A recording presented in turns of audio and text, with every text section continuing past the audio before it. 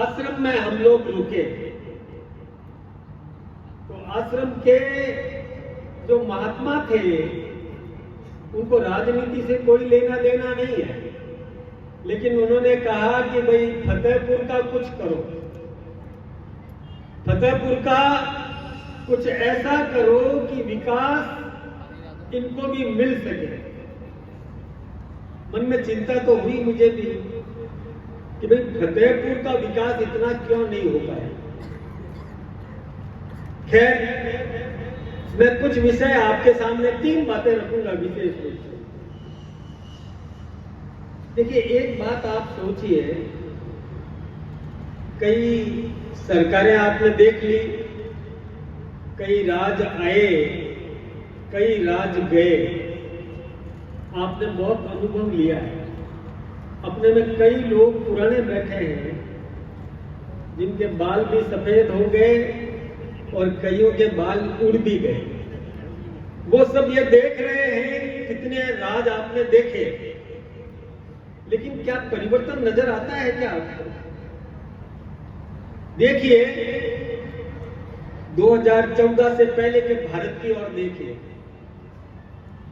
2014 से पहले आप अखबार उठा करके देखते थे तो आपको कभी तो 2G स्पेक्ट्रम घोटाला, कितना 2,36,000 करोड़ का घोटाला,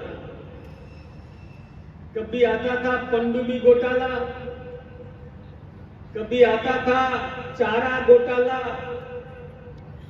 कभी आता था बोफोर्स स्कैम, कभी आता था जीप घोटाला, और घोटाले ही घोटाले अखबारों में पढ़ने को मिलते थे।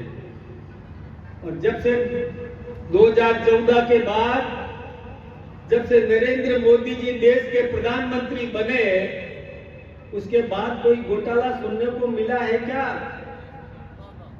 नहीं मिला। तो फिर आप लोगों ने सोचा क्यों नहीं कि पहले जो घोटाले होते थे और अब घोटाले नहीं हो रहे हैं, तो फर्क तो नजर आना चाहिए ना? देखना चाहिए कि नहीं देखना चाहिए?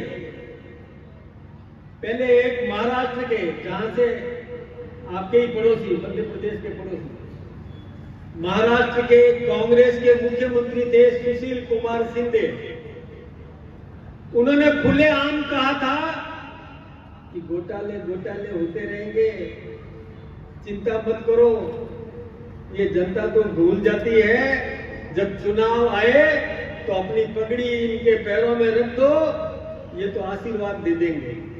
क्या देना चाहिए? अब आप विचार करो, जब घोटाले होते हैं, ये पैसा किसका था? कभी सोचा है आपने पैसा किसका था?